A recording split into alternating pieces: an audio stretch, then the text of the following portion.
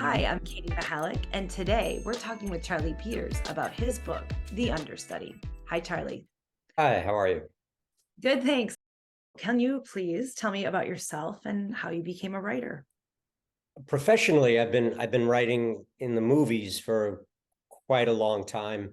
I've had 12 movies that I've written have been made, and I've worked as a script doctor on dozens of others. Before that, I was in theater in New York. I grew up in the city. I sort of lived and breathed, theater, and ended up at Carnegie Mellon in Pittsburgh studying theater. You obviously have written across all genres, but do you feel like you've always been inclined or interested in mystery thriller stories? I think every story is a mystery. The what's considered the finest play, probably written in the English language, Hamlet. Do you know what the first line of Hamlet is? Who's there? It's a mystery. That's the first. That's it, and it's a psychological mystery because that's a line that Hamlet is asking throughout the whole play about himself. Who am I? Who's there? And I am just drawn to mysteries because I want to know what happens next. I'm very driven by narrative. I mean, if you don't want to know what happens next, then you don't have a story. When I went to write the thrillers, I sort of emulated the old paperback thrillers, the Mickey Spillane, Ian Fleming, James Bond books, which were very short and driven just purely by story. So can we talk about The Understudy for a moment? Sure.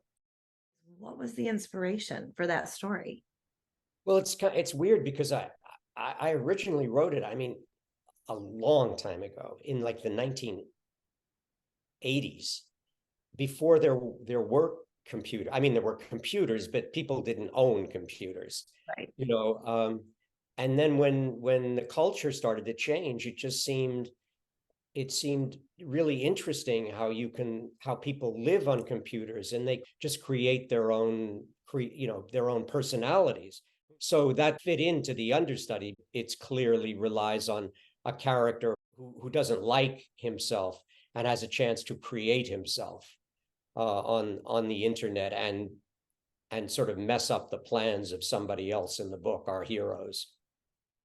If we take a moment and dissect the themes that you were exploring in the writing, can you tell me a little bit about that?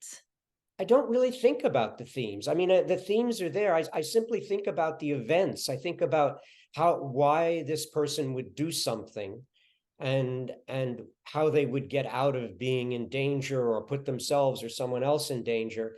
And the theme is really just survival. How many of the locations in the story are real places? They're all real. I mean, Okay. the main business is a fictitious one, but it's on Wall Street. And then when they go to the business school at NYU, and they go to the original St. Patrick's, which is not the big cathedral on Fifth Avenue. It's a small church in the village in the West Side where the theaters are. I grew up in New York and worked in off-Broadway theater and did that. So that's what the two main, or the main character and her boyfriend, are in theater. So theater is just fascinating to me, and I thought they were perfect to be the players in this con that they're running. Okay. Well, so what's next for you then? I'd like to write another novel, so I think so. We'll see what happens. I love it. I can't wait to see what you've got coming up next. So thank you so much for talking with me today. Thanks so much. Look for Charlie's new book, The Understudy, at henrygraypublishing.com or ask for it at your favorite neighborhood bookstore.